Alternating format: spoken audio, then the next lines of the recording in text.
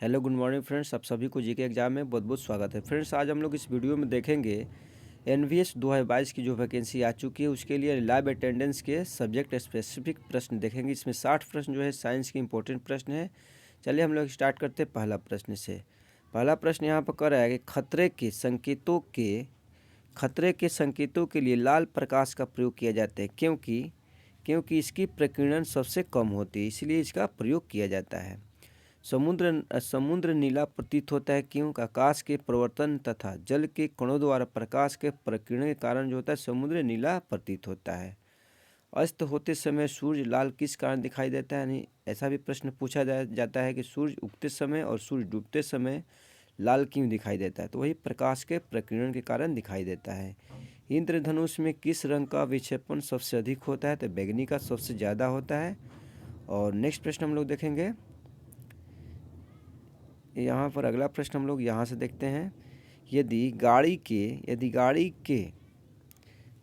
के अग्रदीप से प्रकाश का शक्तिशाली समांतर पुंज पाने के लिए क्या उपयोग में लाना चाहिए? तो अवतल दर्पण। नेक्स्ट प्रश्न है कि दाढ़ी बनाने के लिए काम में लेते हैं अवतल लेंस का प्रयोग किया जाता है। दूरदृष्टि दोष निवारण के लिए काम में लेते हैं उत्तल लेंस।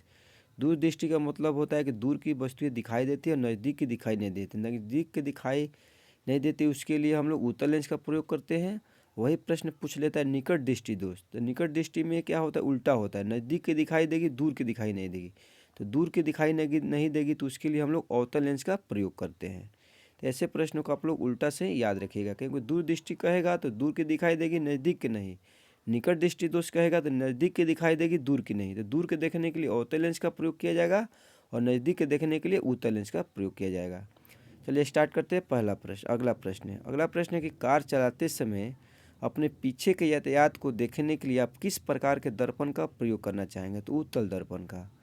मानव आँख के रेटिना पर कैसा प्रतिबिंब बनता है? तो वास्तविक तथा उल्टा बनता है। किसी व्यक्ति का पूरा प्रतिबिंब देखने के लिए एक समतल दर्पण की न्यूनतम ऊंचाई कितनी होनी चाहिए? व्यक्ति की ऊंचाई की आधी होनी चाहिए। तो देखते हैं हम लोग नेक्स्ट प्रश्न। चलिए नेक्स्ट प्रश्न यहाँ पर है कि जब कोई वस्तु दो समांतर समतल दर्पणों के बीच रखी जाती है तो बने हुए प्रतिबिंब की संख्या क्या होगी? अनंत होगी। यदि किसी ऐनक के लेंस का पावर +2 डायोप्टर हो तो इसके फोकस की दूरी क्या होगी? 50 सेंटीमीटर होगी। प्रकाश में 7 रंग होते हैं, रंगों को अलग करने का क्या तरीका होता है? फिल्टर से रंगों को अलग किया जा सकता है। नेक्स्ट प्रश्न है कि लाल कांच को अधिक ताप पर गर्म करने पर वह दिखाई देगा, हरा दिखाई देगा। प्रकाश का रंग निश्चित किया जाता है तरंगदैर्घ्य द्वारा। सूर्य की किरणों में कितने रंग होते हैं? तो 7 रंग होते हैं। और अगला प्रश्न यहाँ पर है कि यदि वायुमंडल न हो तो पृथ्वी का आकाश किस रंग का दिखाई देगा? तो काला दिखाई देगा। फोटोग्राफी में मुख्य रंग कौन से होते हैं? तो लाल, नीला और हरा। सबसे कम तरंगदैर्घ्य वाला प्रकाश होता है बैंगनी होता है। जब प्रकाश के लाल, हरा व नीला रंगों को समान अनुपात में मिलाया जाता है तो परिणामी रंग कैसा होगा? सफ़ेद होगा। फोटोग्राफिक कैमरे का कौन सा भाग आँख की रेटिना की तरह कार्य करता है? तो फिल्म। कैमरे में किस प्रकार का लेंस उपयोग में लाया जाता है? तो उत्तल लेंस का। मानव की आँख वस्तु का प्रतिबिंब किस भाग पर बनती है? तो कॉर्निया पर बनती है।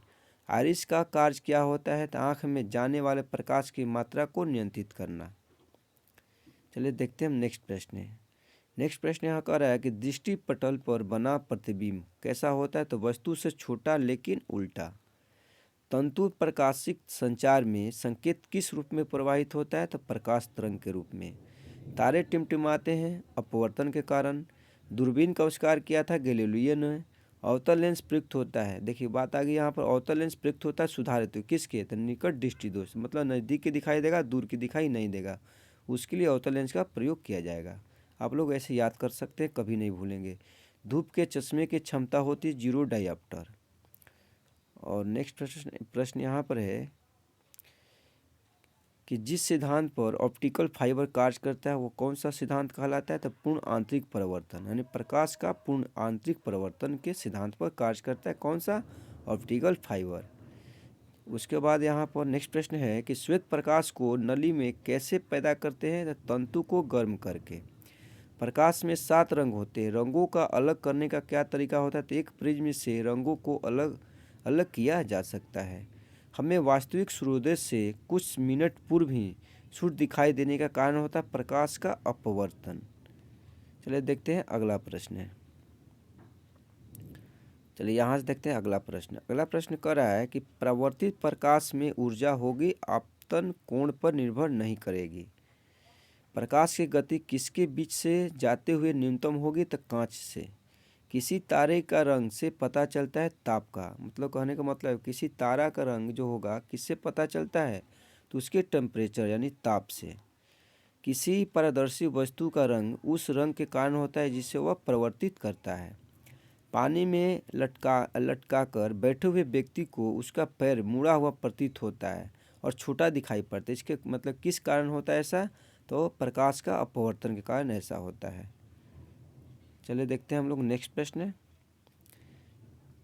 चंद्र ग्रहण घटित होता है, तो पूर्णिमा के दिन चंद्र ग्रहण घटित होता है और सूर्य ग्रहण प्रतिपदानी अमावस्या के दिन। उचित रीति से कटे हीरे के असाधारण चमक का आधारभूत कारण होता है उसकी क्षति उच्च अपवर्तन सूचकांक। एक स्थिर चुंबक हमेशा दर्शाती है उत्तर तथा दक्षिण को। नेक्स्ट प्रश्न यहाँ पर देखेंगे हम लोग कि चुंबकीय सुई किस तरह संकेत करती है? तो उत्तर दिशा की ओर। ट्रांसफार्मर का सिद्धांत आधारित होता है विद्युत चुंबकीय प्रेरण के सिद्धांत पर। ट्रांसफार्मर का सिद्धांत किस पर आधारित होता है? तो विद्युत चुंबकीय प्रेरण के सिद्धांत पर आधारित होता है। और नेक्स्ट प्रश्न यहाँ पर है कि ट्रांसफार्मर का कार्य क्या होता है? तेजी वोल्टता को घटाने और बढ़ाने में इसका इस्तेमाल किया जाता है। किसका? ट्रांसफार्मर का। अगला प्रश्न कह रहा है कि विद्युत धारा का चुंबकीय प्रभाव सर्वप्रथम किसने दिया था? तो रेस्टे ने दिया था। बहुत इंपॉर्टेंट प्रश्न है। ध्रुवों पर नमन कोण का मान होता है 90 डिग्री। मुक्त रूप से लटकी चुंबकीय सुई का अक्ष भौगोलिक अक्ष के साथ कोण बनाएगा 18 डिग्री। मुक्त रूप से निलंबित चुंबकीय सुई किस दिशा में टिकती है? तो उत्तर दक्षिण दिशा में। चुंबकीय कंपास की सुई किस ओर इंगित करती है? तो चुंबकीय उत्तर तथा चुंबकीय दक्षिण की ओर। देखिए ऐसे इसमें बहुत इंपॉर्टेंट प्रश्न है, ऐसे प्रश्न ही पूछे गए थे।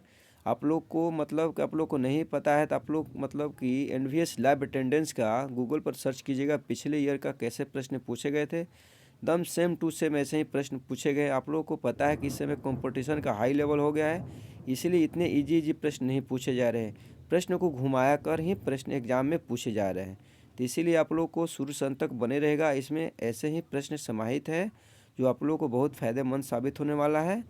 चलिए देखते हैं हम लोग अगला प्रश्न। अगला प्रश्न करें कि विषुवत रेखा पर नति कोण का मान होता है 0 डिग्री होता है। और नेक्स्ट प्रश्न यहाँ पर है कि एक समान चुंबकीय क्षेत्र में बल रेखाएं होनी चाहिए एक दूसरे के समांतर। कौन सा विद्युत अनुचुंबकीय तांबा चुंबकीय यमयोतर और भौगोलिक यमयोतर के बीच के कोण को कहा जाता है चुंबकीय दिक्पात कहा जाता है। एक स्वतंत्र रूप से लटका हुआ चुंबक सदैव ठहरता है उत्तर दक्षिण दिशा में। डायनेमो यानी विद्युत जनित्र के कार्य करने का सिद्धांत होता है विद्युत चुंबकीय प्रभाव। यदि किसी चुंबक का तीसरा ध्रुव हो तो तीसरा ध्रुव कहलाएगा परिणामी ध्रुव। पृथ्वी एक बहुत बड़ा चुंबक है, इसका चुंबकीय क्षेत्र किस दिशा में विस्तृत है? दक्षिण से उत्तर दिशा में। चलिए देखते हैं नेक्स्ट प्रश्न। अगला प्रश्न कह रहा है कि लोहा का क्यूरित ताप कितना होता है? तो 780 डिग्री सेल्सियस होता है। चुंबकीय क्षेत्र का मात्रक होता है गॉस। यदि एक चुंबक दो भागों में विभक्त कर दिया जाए तो दोनों भाग अलग अलग चुंबक बन जाते हैं। किसी चुंबक की आकर्षण शक्ति सबसे अधिक कहाँ होती है? तो दोनों किनारों पर। किसी चुंबक की आकर्षण शक्ति सबसे कम होती है मध्य में। अस्थायी चुंबक बनाए जाते इस्पात के, अस्थायी चुंबक बनाए जाते हैं नर्म लोहे के। देखिए स्थायी चुंबक की बात करेगा तो इस्पात से बनेगा, अगर अस्थायी चुंबक बनाए जाएंगे तो नर्म लोहे के बनाए जाते हैं। और नेक्स्ट प्रश्न यहाँ कह रहा है कि तांबा मुख्य रूप से विद्युत चालन के लिए प्रयोग किया जाता है क्योंकि इसकी विद्युत प्रतिरोधकता निम्न होती है। शुष्क सेल है, प्राथमिक सेल को शुष्क सेल कहा जाता है। लोहे के ऊपर जिंक की परत चढ़ाने को कहा जाता है गैल्वेनाइजेशन। बहुत इंपॉर्टेंट प्रश्न बार बार पूछे जाते हैं।